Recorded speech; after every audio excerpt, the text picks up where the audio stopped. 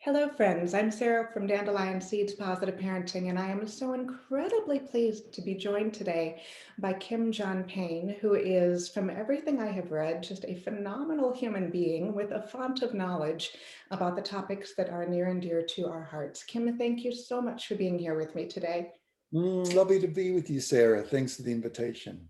Thank you. Well, one of the things that I personally appreciate so very much about the way you write, the way you speak, the work that you do, is it's clearly important to you that we let childhood be childhood.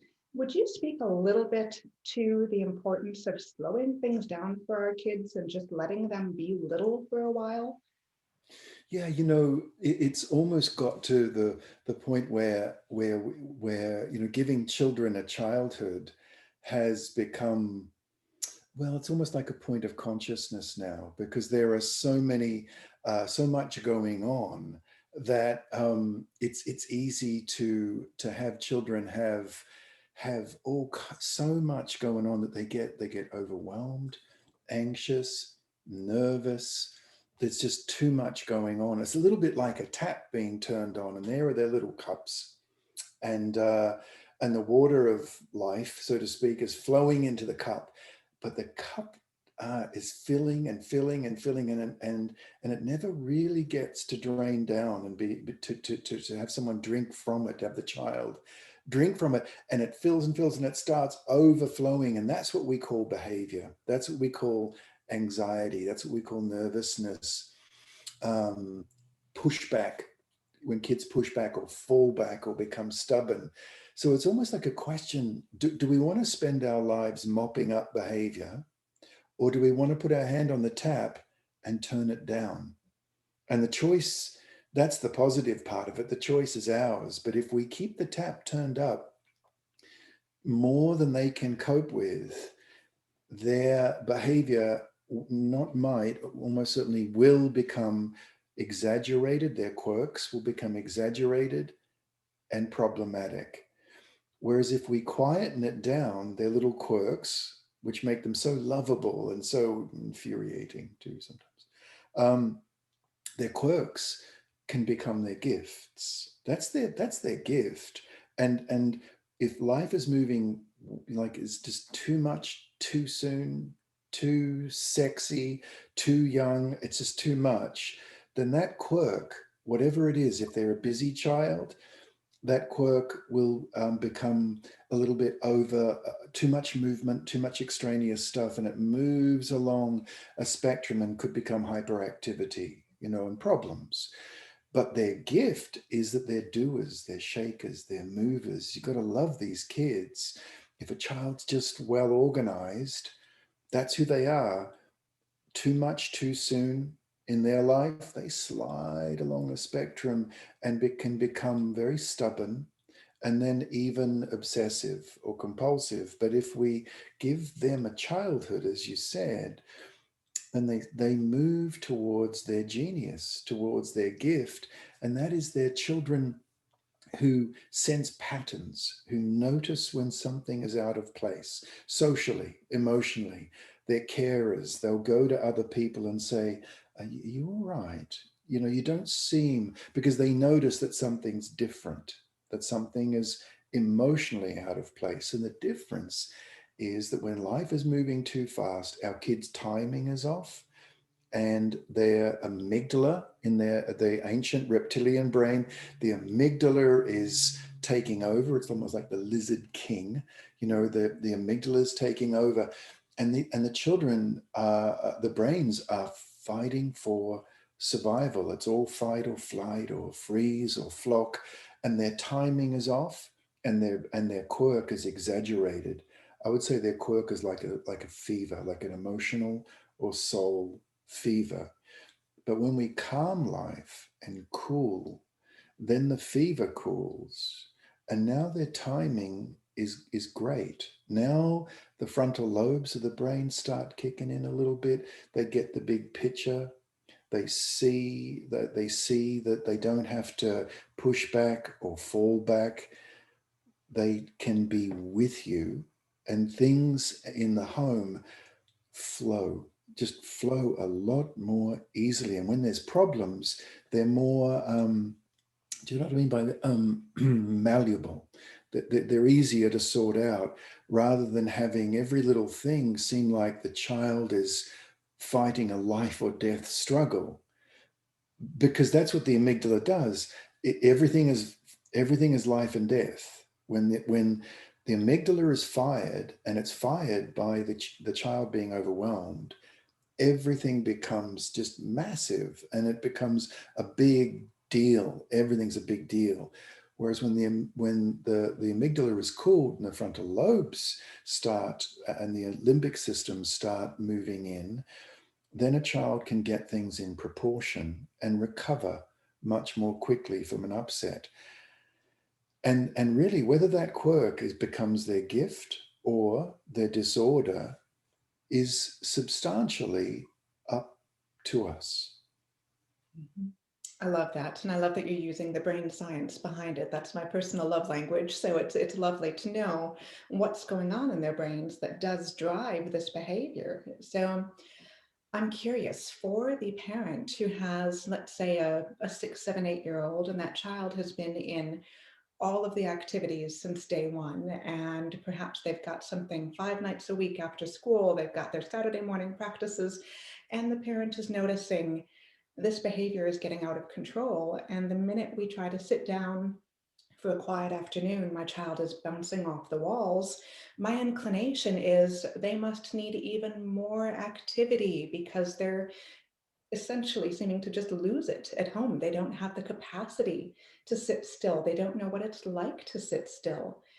What would you say to this parent to help them recalibrate that energy in the home? Well, the first thing I would say is trust your instinct.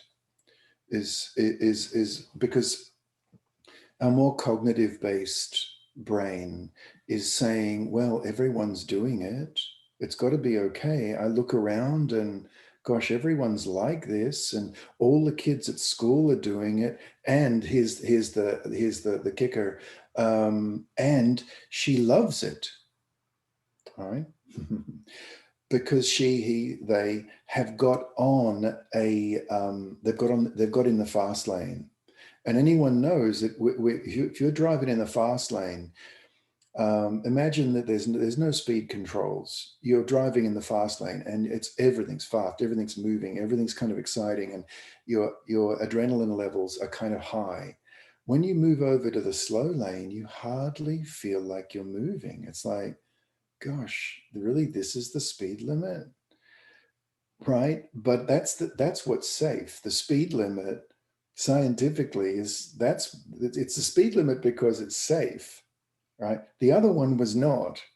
Now, coming back to the instinct, um, I think many of us know that something is off, something is wrong.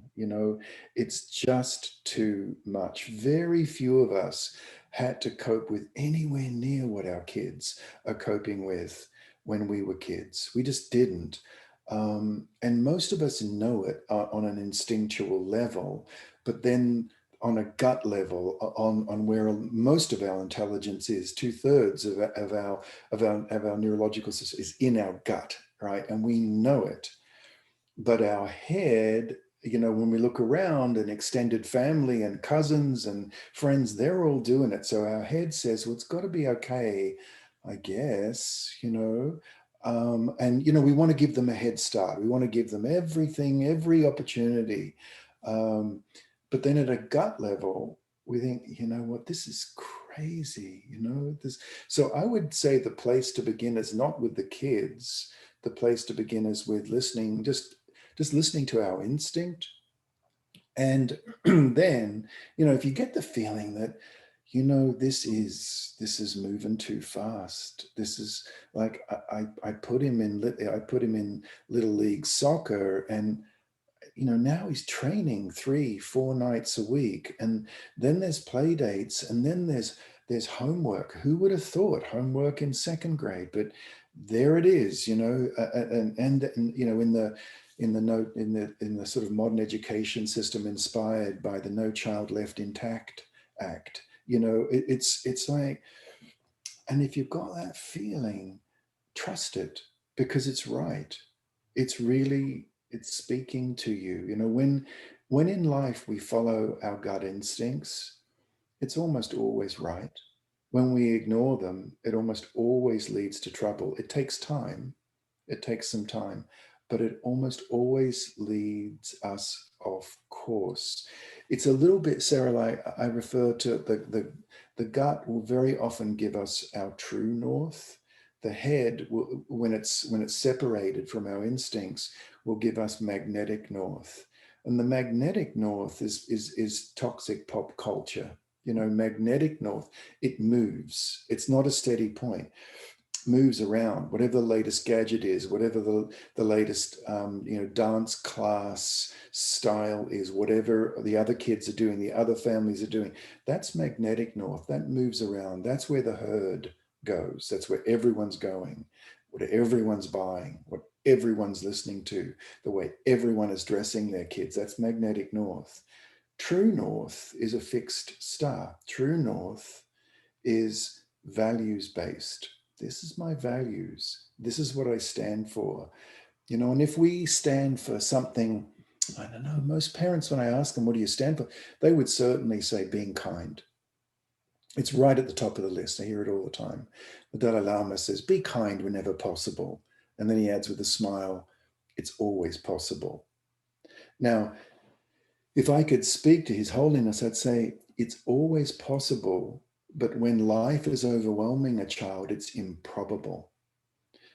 Because when life is overwhelming you, you've gone into survival. We're back to the brain again. You've gone into a survival. So being kind to your brothers and sisters, to your classmates, your parents, being kind to nature, being kind to animals, being kind really does require a certain kind of calmness. We all know that. When life is overwhelming us, even as adults, it's really hard to be kind. It's really hard to be respectful, because we're kind of just, we're not living our days appreciating others, we're surviving them. And I think we all know that when we're unkind and snappy or grumpy, it's usually because it's all gotten a bit much. And for our children who are so vulnerable, it's much, much more for them. You know, as adults, we've got many more coping mechanisms. Our children are so vulnerable.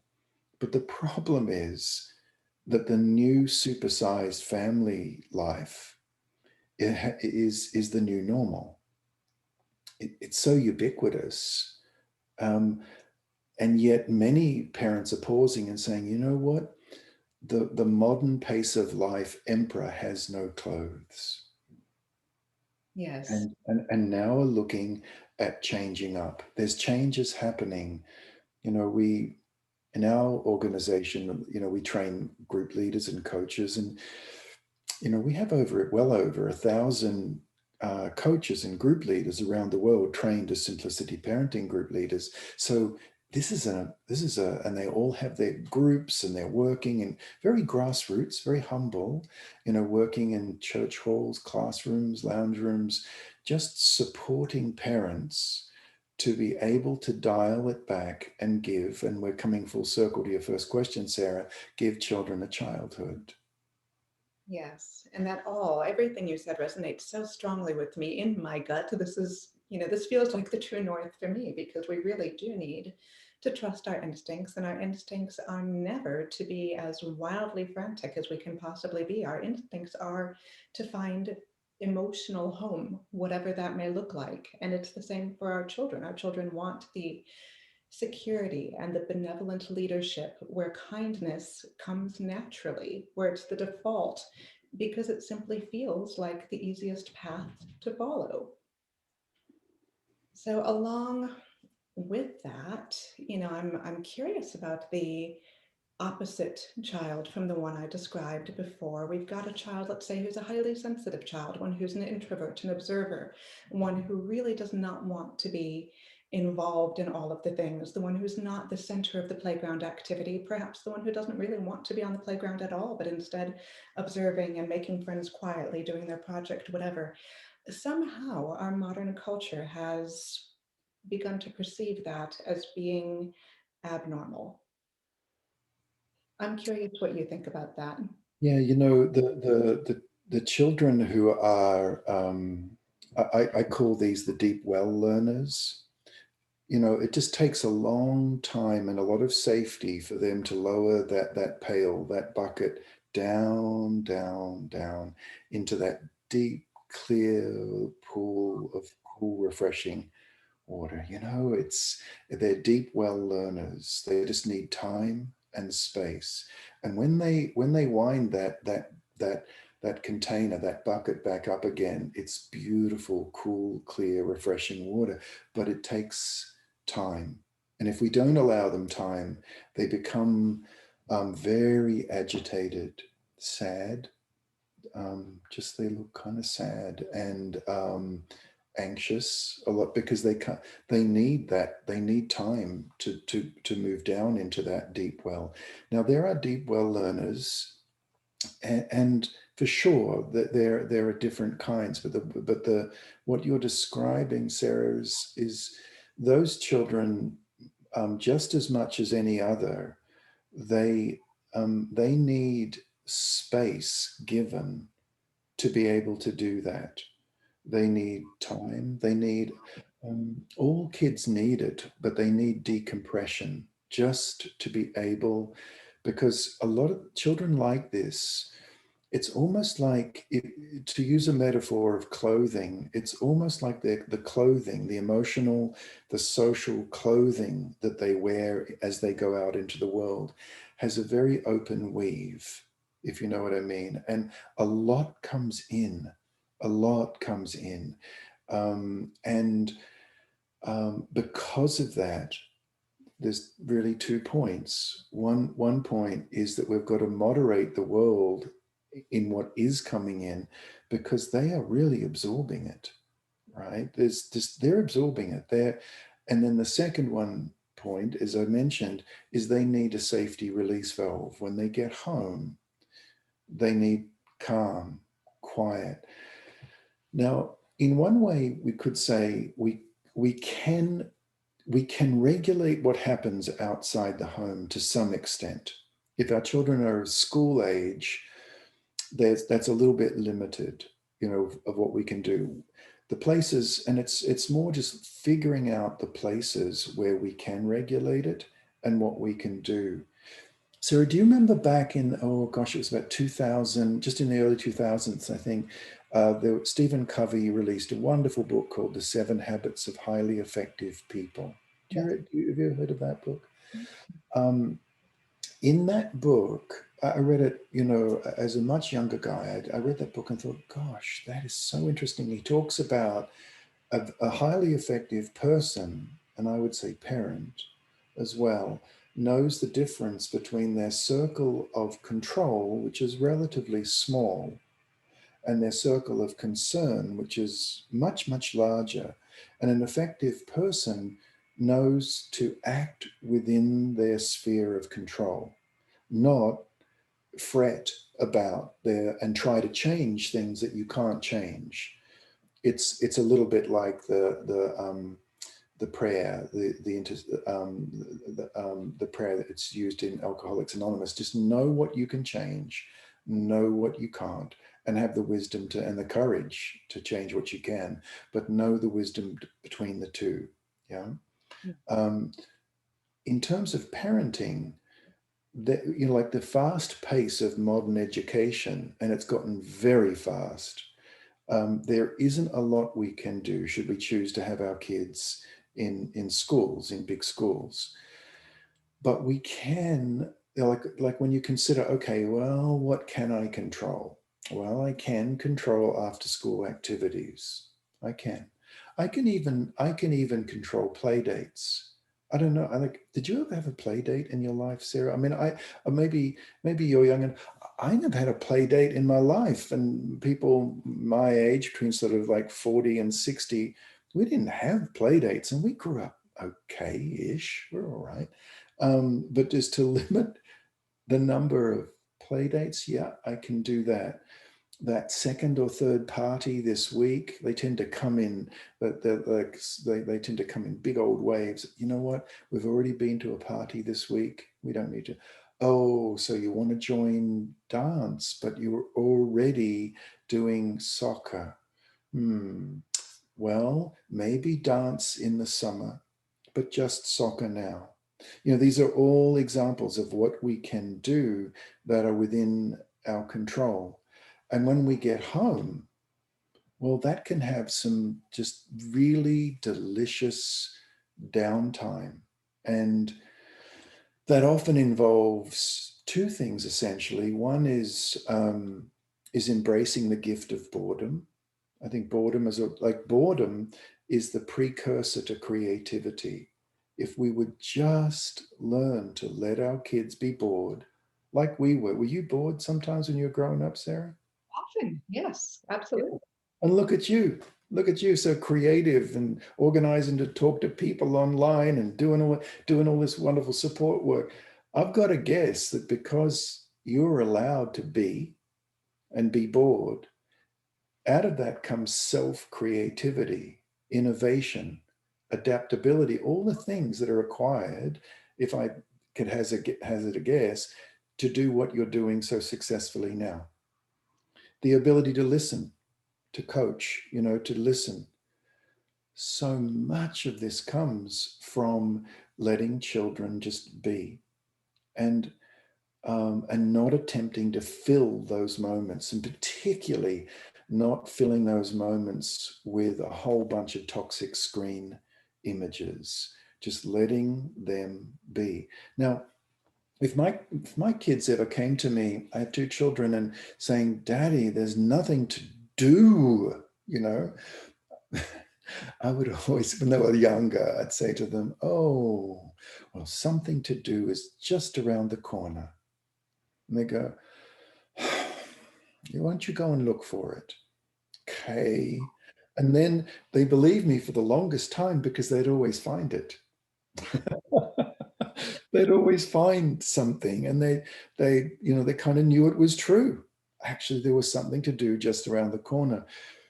My concern actually for kids who don't get downtime, and it's filled even at home with screens, with busyness, with too much adult conversation around them, is that draining of the cup again, that just letting that cup drain down. Kids need time to just do their projects, and all children need time to lower their bucket into that deep well. No matter what their inclination, they all need time. Some kids go there quickly, other kids need more space to do it. But here's the I think the crucial thing about this is that when kids go into that deep creative play, they're really, that feeling when you watch your kids play and it's like, oh, they're deeply engrossed in what they're doing. Do you know that feeling? That's when they're actually digesting a lot of the images that the limbic system in the brain. The limbic system is that it's the wordless absorber of images of the sensory world. And it just gets packed with images. And when children play and they go into deep creative play, what happens is they're processing all the stuff that went on during the day. Or like, they'll come home and they'll play it out. Do you know what I mean by that? They'll play out this image, that visit to the doctor's clinic. They'll play out that grumpy teacher, that policeman who was really nice. They will play out, they'll play out all these, and they play it out. Literally, they play it out.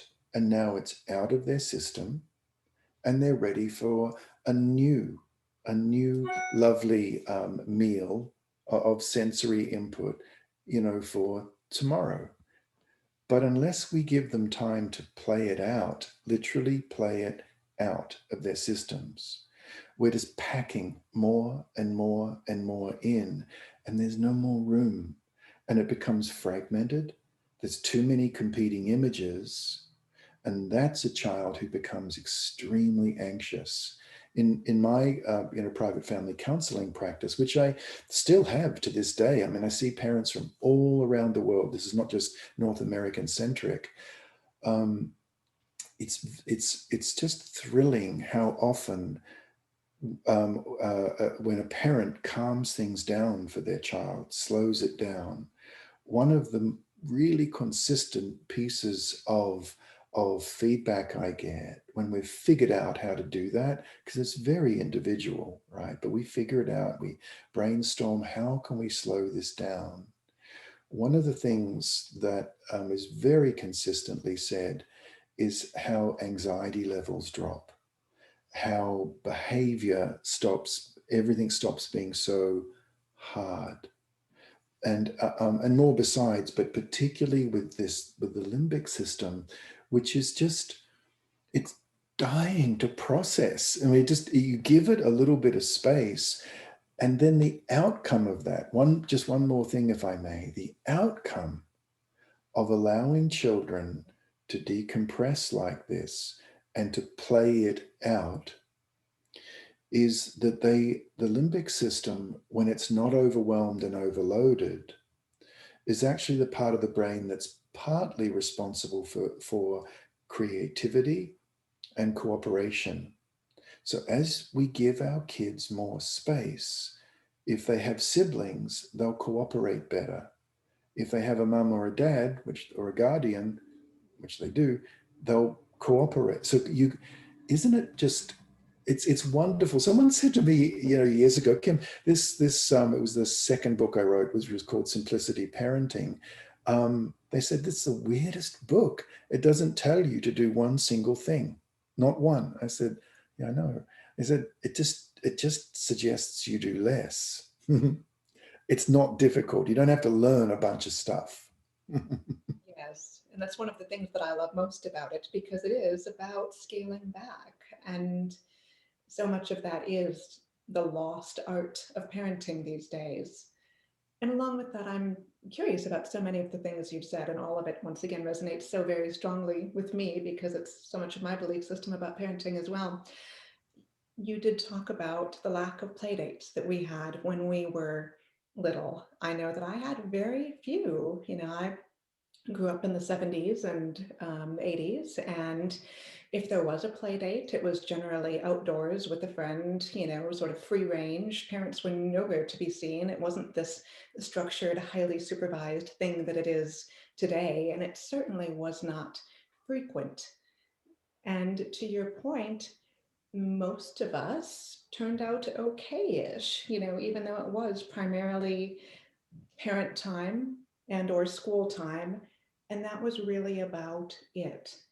And yet today we have this great general consensus that if we are not socializing our children by the time they're 18 months old, they are going to be miserable, sociopathic failures as adults because they won't know how to get along with other people. Can you speak a little bit more to that? Oh yeah, well put. And it's just completely false, utterly, utterly false. The yeah the you know socializing. Yeah, children. I would agree that children, when you look at what socializing is, it's giving them it's the give and take. That's what they get when they socialize. It's the meeting of boundaries. It's the meeting of someone wants to do it a different way to you, and then you have to learn to cope, right? um, Therefore, I see it almost like concentric circles, like dropping a penny in a pond in a little circle, the next one, the next one, the next one. Is that the first little circle of socializing has only in a minor way has got to do with other children, a little bit. I don't want to be silly about it, but a little bit. For tens and tens of thousands of years, children learnt to socialize in family units. or very, very small extended family or very small village units. It was very small and contained. And they learned there, and I would say socializing, another word I would use is values, like what's okay, what's not okay, how do we do things, how don't we do them, what words do we use, and what words would be unkind, how do we go about things. And this is sometimes surprising for people, but I think for the first 5, 6, even 7 years, that it should be primarily family. We are our children's first teachers. We are at their value givers. And I fully realize now that, we get our kids at a very young age up and out the door and into all kinds of situations.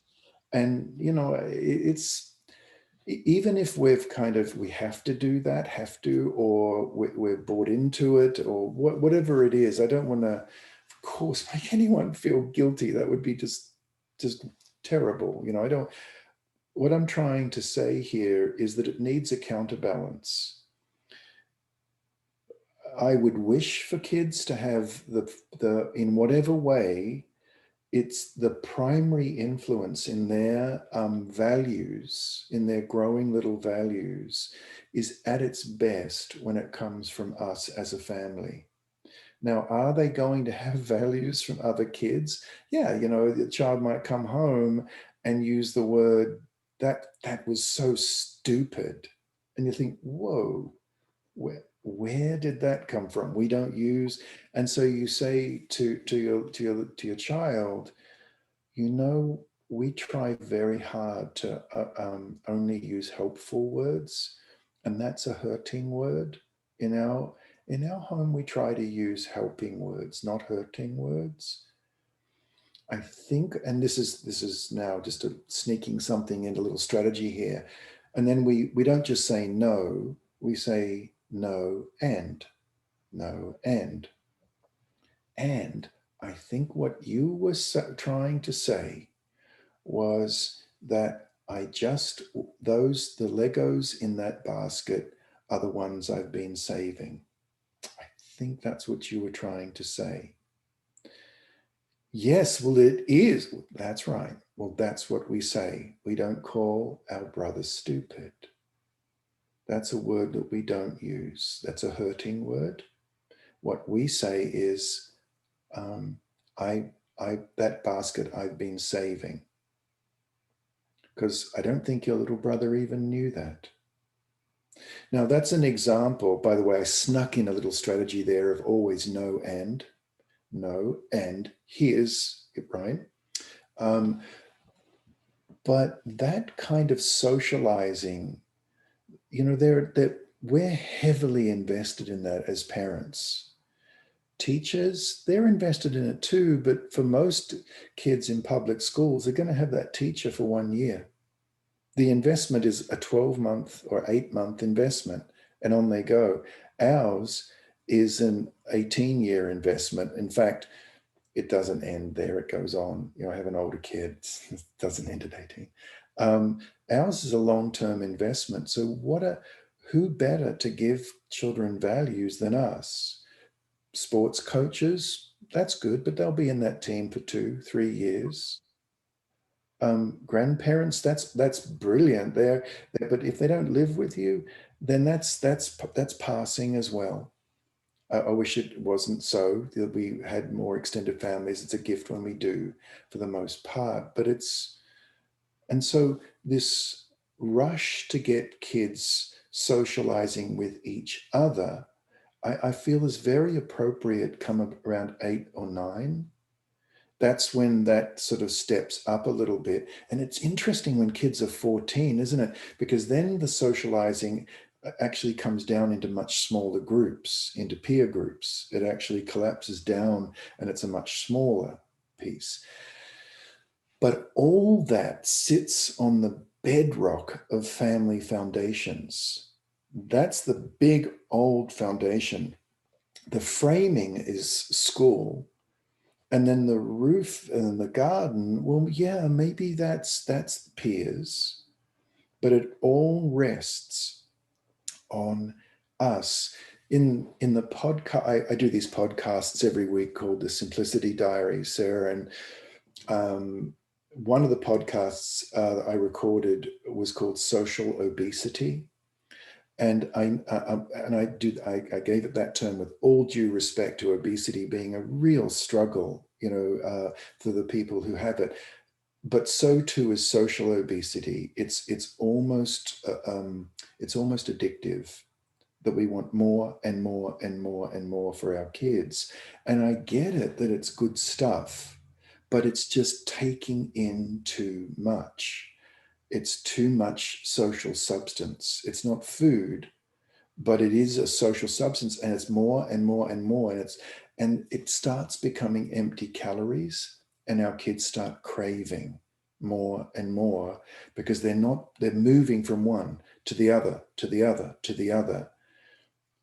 It's like they're surrounded metaphorically with just with packets of food half or quarter eaten, and they're moving and moving rather than just settling and being able to be within our family. And when we do that,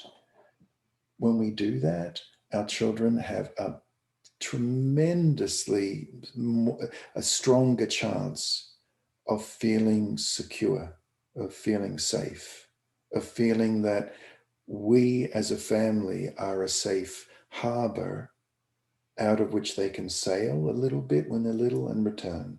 And when they're a little older, they sail a little further and then return. And then when they're, teenagers, and then at college, they fly even further, and then return. That's the dance of attachment, out and back. But the place to come back to can be established if our family values have a chance. And again, we come back to time at home to just be. And all of that comes full circle with what you were describing, not only in terms of family identity, but also in the importance of stillness, not only for our children, but for ourselves too. If I, as a parent, am so incredibly busy, be it with social engagements or checking my phone 2,000 times a day, or whatever distraction I might choose to have in front of me, I am unable to provide that secure base for my child, and my child will be more likely to be frantically seeking it out from those other places. But if I can be more still as a parent, I probably have a greater likelihood of nurturing that sense of stillness and security in my child, don't I? Yeah, around about sort of 5.5 through, well, it reaches a sort of a peak in a child's brain around sort of 5.5, 6, 7, but it's active beyond that, of course, are things called mirror neurons, as like a mirror on a wall. Now, mirror neurons it's relatively recent that this has come more into focus and is being more commonly known. I remember back in around 2000, the early 2000s, I first came across this research from a university in Italy, and it was just nothing much was made of it, and I was just reading the journals, and I was at the time I trained as a teacher, but also a kindergarten teacher, and so I was really, really interested in that time of children's development. So I read the whole thing, and I thought, my goodness, the mirror neurons. Um, it's a lot of it is the easiest way to understand it is imitation. If you're sweeping the floor in a child's 3 or 4, when mirror neurons first start just developing, they well, they're always developing, but they go through a growth spurt. They'll often get the broom and sweep right along beside you, or a stick, or you're doing the dishes and they'll pull the stool up and start doing the dishes with you, helping. It takes 3 times as long, but helping, and everyone becomes a bubble fairy, and so on and so on, right? That's mirror neuron. Mirror neurons will imitate, and mirror neurons are they're like the path builders. They build pathways all around the brain. But then a little later, what was discovered is that mirror neurons, there's little clusters of those neurons also in parts of the brain that are responsible for reading, for social and emotional intelligence. And so if, and this is why I sort of respond to your comment like this, Sarah, is that if as parents, we can be relatively centered, I don't say calm, that's like gold medal standard, but just centered. If we're willing to just also have some downtime or some just be at home time without always having to have devices on. And we're kind of almost today, we almost have to schedule it. We have to say to our colleagues, I'm not going to respond to emails for these and texts, which after all, emails and texts and laptops, that was all meant to make our life so much more efficient, wasn't it? And so we're going to have so much more time because of this technology. Do you remember? Of course. Mm. That's weird. Yeah, yeah. That was a Trojan horse, wasn't it? But there are parents I work with who have worked really hard and consciously and cultivated their colleagues to know that during these times, they might read but won't respond. But they're so that they so and by the way, that's another little tip. If a colleague knows that at least you're reading, you've got the information, that's often enough. But you can coach them up over time so there's no read, no respond, but you'll do it later when the children are in bed, they're gone, then. But while you're with them, and I don't mean playing with them. I mean, just you're doing your stuff, they're doing their stuff, but you're a presence. You're not giving them attention. You're giving them presence. And there's a difference. Attention is becoming their playmate and always, good job, good job. You're not even looking, good job, good job. I don't mean that. I don't mean punishing by praise, that kind of empty calorie praise. I mean, truly just being present, and you're still doing what you're doing. You're getting on with things. It's not fancy. You're just folding the clothes and whatever it is that you're doing. But the mirror neurons of our children are just absorbing that. And they're absorbing the fact that when you fold clothes, you fold clothes. You're really doing it. You're not folding clothes, answering a text, picking up the phone. You're not rushing over to the door. You're there and you're doing an activity. Now think about how they translate that into their lives. That when you do something, you give it focus, and now translate it as they grow up. When you speak to someone, you're fully present. And it kind of comes back to folding the clothes because the mirror neurons are making all those pathways of presence and of focus because they're copying. They can't help it. The mirror neurons in a child's brain, they actually can't help it. So if I'm just using the example of folding clothes, and we're just doing it with a certain, and we're not rushing through it to try. We're just we know we've got other things to do, but just we're trying to we're just folding the clothes, and a child's drawing at the table doing whatever it is. They're doing their work because that's their work. They're working. We're doing our work, and we're both being present in what we're doing. Because what devices, particularly the mini computers, I wish we wouldn't call them phones, they're mini computers. What the mini computers are doing, these weapons of mass distraction are doing, is that they're fragmenting our attention, and a child's brain is copying that. They can't help it. They are. So I think part of the simplicity parenting movement recognizes that there's real beauty in doing daily activities. And that the way I see it is that parenting is not primarily multitasking. It's single tasking multiple times. Do you know what I mean? It's like just being with what you're doing for those few minutes you're doing it, knowing that your child is absorbing it. that they're absorbing your ability to focus, that will have their ability, the little neurological elves are out there laying down little pathways, for their life. And that's a gift right there. It's a gift. But I appreciate your point, Sarah, because it starts with us. Yes, and that resonates so strongly with me. Once again, I realize I've said that phrase multiple times in this conversation, but it really does. And I'm noticing my adult mirror neurons, even during this part of the conversation, I'm feeling more centered, I'm feeling more grounded.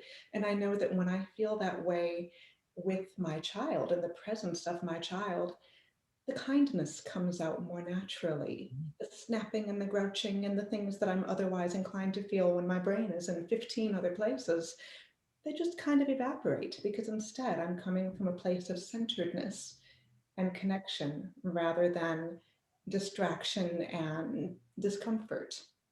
So I think, Well, years and years ago, I went to a workshop taught by a wonderful man.